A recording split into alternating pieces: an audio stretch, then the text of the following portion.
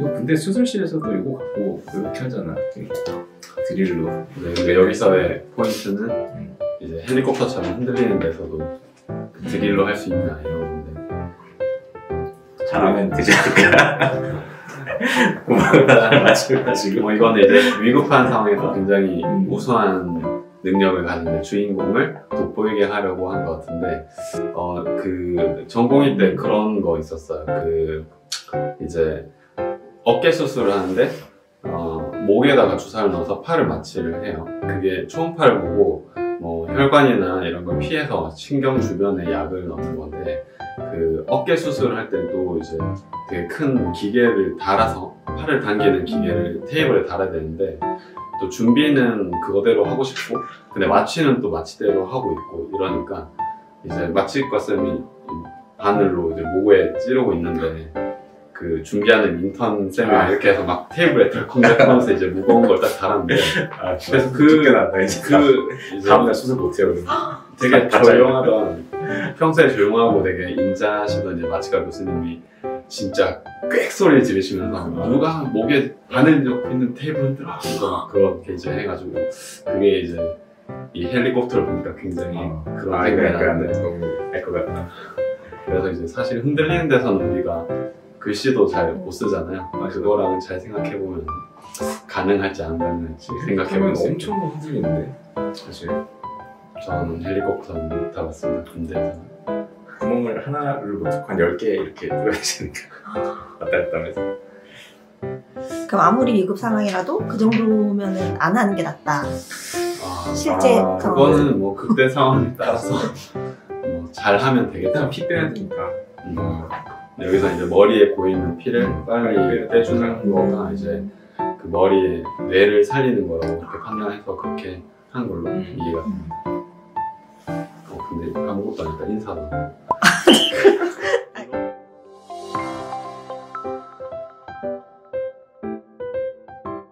안녕하십니까. 신세계서울병원의 척추를 맡고 있는 김연호. 네, 신세계서울병원 관절 파트 정진아 원장입니다. 이거 같이 찍은 거 처음 아닌가? 평생 처음 아닌가? 평생 우리가 3년 동안 같이 이제 병원 하면서 처음으로 같이 유튜브를 찍게 되었습니다. 같이 나와 있는 거 자체가 병원에 안 좋으신 것 같은데 지금. 아예 안 되는데. 그래서 우리 오늘은 같이 그 중증의학센터 지금 넷플릭스에서 한 달 정도 나온 지 됐는데 조금 더 빨리 봤었는데 이제 워낙 시간이 없어서 나오자마자 봐봤는데 그래서 이제 리뷰를 한번 재밌게 해보도록 하겠습니다. 저랑 김연호 원장님은 대학 때부터 동기고 이제 트레이닝을 같은 병원에서 다 했고 해서 같이 기억이 이제 공유되는 것도 많기 때문에 좀 더 재밌게 해볼 수 있지 않을까 생각합니다. 진짜 인턴 1년차 때 진짜 개고생했다고 너무 짜증난다. 아유 정말. 그나마 이제 우리 때가 이제 선배들하고 1년 후배들은 13명이었고 이제 우리 때만 14명이었어가지고 그래서 진짜 조금은 더 나은 편이었는데 그래도 이제 굉장히 힘들었던 기억. 진짜로 2시간, 3시간 잤던 기억이 있고 당직을 이제 할 때 얘기인데 사실 당직 안 했던 당직 안 해도 3, 4시간일 때도 있고 집에 잘 안 가지 않았어요?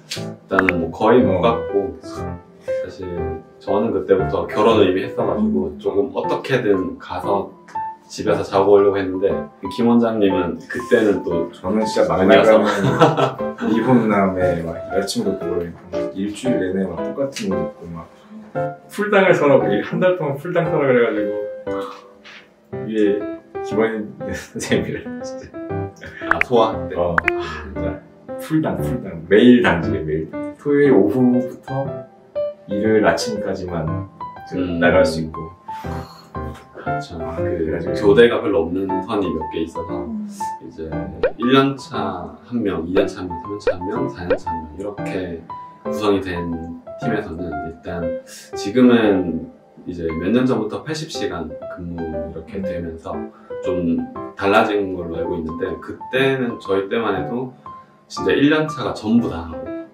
그 다음에 2년차가 이제 백을 조금씩 가지고 그렇게 해서 강하게 그 갔습니다. 당시 이제 3년차, 4년차 되면 조금 낮고 한데도 그 5년차만이 할 수 있는 일을 또 많이 몰아서 하는 거고, 서울대학교 병원에는 어린이 병원이 있고 전국에 어린이 병원이라고 하는 곳이 몇 군데 없는데, 그러다 보니까 굉장히 이제 심한 환자분들, 너무 그 애들이 유전자 질환이라든지 굉장히 희귀한 질환이 있어서 공부도 엄청 따로 하면서 이제 일도 따로 많이 하면서 응급 환자가 생겼을 때 이제 우리 위년차 선생님이나 아니면 교수님께 이제 노티를 한다고 하죠. 노티를 할 때는 또 그 관련 공부를 하고 노티를 해야 대화가 서로 되고, 또 그 노티를 듣는 판단하시는 입장에서도 이게 되는데, 뭐 1년차나 사실 2년차까지도 그 생소한 질환들은 굉장히 너무나 생소하고, 그래서 정말 그 병명도 못 외웠는데 발음 가지고 털릴 때 발음이 자괴감이 이게 어려운 무슨 신드롬 이런 발음을 모르겠어. 발음을 진짜 막 왜 이렇게 하나로 영어로 정리하든지 라틴어랑 5개 써가지고 진짜. 문제는 이제 무슨 신드롬에서 있구나 해서 무슨 신드롬을 얘기해서 막 하는데, 교수님이 또 말씀하시는 교수님의 그 영어 발음 무슨 환자니까 뭐 어떻게 하는데 이제 못 알아들었을 때, 정말 우리 전공의 때 그러니까 마취과 교대 시간이 5시였어요. 5시. 그래서 어떤 뭔가에 어레인지를 하려고 할 때 4시 50분부터는 전화를, 거의 이 10분이라는 거 굉장히 다 마취과 룰인지 모르겠는데, 그때부터는 근데 연락하면 안 된다고 그렇게 인계를 받았던 것 같아요. 그 선생님들한테 어차피 안 되고 예의가 아니다 약간 이런 식으로. 그런 것도 있고, 또 애초에 4시부터는 수술방을 닫기 시작했어. 퇴근네. 그게 뭐냐면 이제 마취과 인력이 5시 되면 쭉 빠져나가고 당직 인력으로 풀이 바뀌기 때문에 그 당직 인력이 커버할 수 있는 방만큼만 5시부터 열려 있어야 되기 때문에 과를 전체적으로 다 조율을 이제 마취과에서 하시니까, 그래서 4시부터는 방이 비어 있더라도 그냥 정형외과는 이 수술 4시부터 할 것 같고 5시까지는 안 끝날 것 같다. 그러면 애초에 방이 열리지 않아. 그러면은 이제 우리 입장에서는 약간 소위 똥줄 타는데, 왜냐면 환자분 막 금식하고 있고 그런 상태고, 이제 우리도 환자분도 그런 문제 때문에 우리도 막 좀 속상하긴 한데, 또 그대로 시간이 밀리니까 모든 팀의 일이 다 뒤로 밀리니까 그런 것 때문에 빨리 4시 전에 환자를 불러야 된다, 또는 3시 30분에는 불러야 된다, 약간 이런 식으로 해서. 앞수술할 때 엄청 열심히 준비해가지고 그래서 사실 앞수술만 그런 게 아니고, 그러면 아침 8시 수술 진짜 5분씩 당겨야 된다. 이래서 막 5분 당기고 한 수술 하나에 5분씩 당겨서 준비하고, 그렇게 해가지고 오늘 5시까지 다 방 열었다. 이런 뭔가 대단한 업적이 있는 주치가 일 잘한다. 이날 안 잘리고 다 했으면 진짜 주치가 일 잘하는 거야. 근데 이제 막 중간에 뭐 어떤 것 때문에 뭐가 안 되고 늦어지고, 환자분들이 뭐 검사를 미리 해놓고 준비를 해야 되는데, 뭐 예를 들면 심장 초음파를 뭐 10시에는 찍었어야 됐는데 뭔가 전화가 엉켜서 11시, 12시 하게 됐다. 그러면 또 수술 시간이 늦어지고 이런 것 때문에, 그러면 이제 4시 10분에 난 준비가 다행히 됐는데 식은땀이 나네. 너무 안 좋은데. 진짜. 그래서 나는 4시 10분에 우리 환자 준비할 수 있는데, 하지만 이제 그 아까 전에 말씀드렸던 그런 것 때문에 수술 실제는 6시에 시작하고 7시에 시작하고 그렇게 밀릴 수 있어서 굉장히 그런 기억이 나네요. 이 진짜 10분. 진짜. 근데 뭐 실제로 이렇게 우리 또 뭐 드라마틱하게 표현한 거지만 10분 버티자 이런 거는 사실 조금은 다른데, 인계하셔야 될 시간이고요. 근데 되게 인계에 대해서 해야 되니까 10분 그게 굉장히 이제 깊게 보자면 굉장히 고증이 너무 잘 된 것 같고, 확실히 중증외상센터 쪽 교수님과 그 다음에 대장학문 쪽 교수님께서 이제 펠로우를 경쟁하는 장면이죠. 그래서 이거는 사실 실제로 교수님들끼리 펠로우를 경쟁하시기보다는 이제 우리 제자들이 어디 지원하고 이런 거를 이제 사실 몇 년 전부터 과마다 다른데, 그거를 다 나는 어디 해야지 이런 것들이 이제 길면은 정말 2, 3년 전부터 밑작업이 좀 있고, 그 교수님 하고 싶은 교수님 논문만 막 좀 따로 좀 더 한다든지, 아니면 뭐 다른 팀에 있을 때 막 그렇게 일까지 할 수도 없는데 논문은 그래도 주말에 조금씩 받아서 할 수 있는 부분도 있으니까 뭐 그러기도 하고 이제 레지던트 때 턴을 돌 때 그럴 때 이제 좀 선호하는 조금 더 힘들다 해도 내가 그 선생님이 좋으면은 그 교수님 턴으로 좀 하고 이런 것도 있었고 우리 레지던트까지는 좀 더 흔하게 다들 아실 텐데 의학 드라마가 워낙 몇 년 동안 많이 나와가지고 좀 익숙하실지 모르겠는데 이제 펠로우는 레지던트까지 해서 한 과에 그러니까 정형외과 기준으로 얘기하자면 한 정형외과 레지던트를 하는 동안에는 저기 척추도 하고 수부 파트도 하고 뭐 소화, 종양, 무릎 이렇게 쭉 다 돌다가도 펠로우를 한다는 거는 딱 그 분과만 하는 거예요. 그래서 이제 김 원장님 같은 경우에는 척추 분과를 하셨고 저 같은 경우에는 선택을 잘 이제 무릎을 했고 그래서 이제 그렇게 세부적으로 또 1년이나 또는 한 2년 정도까지도 그렇게 한 그 단계에 있는 이제 명칭을 펠로우라고 합니다. 한글로는 전임의 또는 임상 강사라고도 부르고 마취과 박 선생님은 이제 전문의 시험을 준비하는 레전드 4년차 전공이 4년차 선생님 내년에 펠로우 해야 되는 그렇게 일단 알고 보시면 더 재밌을 것 같습니다. 근데 좀 간호사랑 의사 간에 다투는 적은 좀 꽤 있긴 한데 이렇게 탁과나 이렇게 좀 안 친한 사람한테 이렇게 막 뭐라는 건 진짜 엄청 드물인 것 같아요. 일단 이제 저희 병원 같은 딱 정형외과에 전부 다 힘을 쏟자고 집중하는 병원에서는 사실 굉장히 다 잘 지내서 빨리빨리 효율적으로 진행하기 때문에 이럴 일은 정말 거의 없고 근데 대학병원은 어떻게 돼 있냐면 간호사도 다른 과를 가요. 그러니까 정형외과만 있는 게 아니라 어떤 때 흉부외과도 갔다가 신경외과도 갔다가 이렇게 돌고 또 이제 그 마취과 선생님도 정형외과도 하시지만 사실 뭐 흉부외과도 뭐 신경외과 그런 과들을 같이 쭉 하시고 그 다음에 이제 정형외과에는 그냥 정형외과 교수님, 펠로우, 레지던트, 인턴 이렇게 있는 거다 보니까 어찌 보면 약간 다른 파트의 사람들이 같이 있는 거죠. 그래서 이제 근데 거기에서 또 마취과는 약간 마취과대로 따로 영역이 있는 셈이고 그 다음에 이제 진료과 저희 같은 진료과랑 그 다음에 간호사 파트는 약간 이렇게 큰 소리까지 아니어도 좀 뭐라 하는 경우도 좀 있긴 했어요.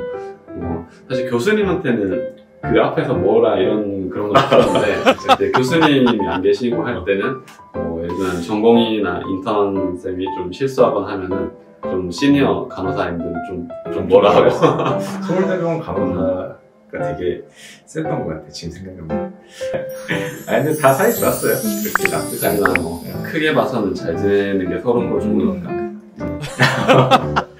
보증 되게 잘한 것 같아. 이 인물. 이 인물을 약간. 사실 신장 이식이 실제로 얼마나 걸리는지 잘 모르겠는데 원래는 정형외과 수술은 감염에 엄청 예민해요. 감염에 너무 예민해가지고 이제 같이 이렇게 근데 이건 다른 과도 마찬가지일 것 같긴 한데 같이 수술하는 거는 정말 이거는 드라마에서 그 상상력이 만들어낸 굉장히 그 재밌는 시나리오인 것 같고 그 정형외과에서는 수술할 때 막 약간만 뭔가 펄럭거리기만 해도 굉장히 먼지 난다고 엄청 저희는 좀 예민하게 트레이닝을 계속 받아오고 성격도 그쪽으로는 굉장히 예민하게 돼 있어가지고 머리도 잘 못 길렀던 것 같아요. 그때는 머리카락 나올까봐. 그러니까 감염 관련해가지고 이제 다닐 때도 이렇게 붙어 다녀요. 예를 들면 인턴이나 아니면 신입, 레전트나 이렇게 감염 관련해서 개념이 별로 없는 상황에서 수술방 들어오면은 이제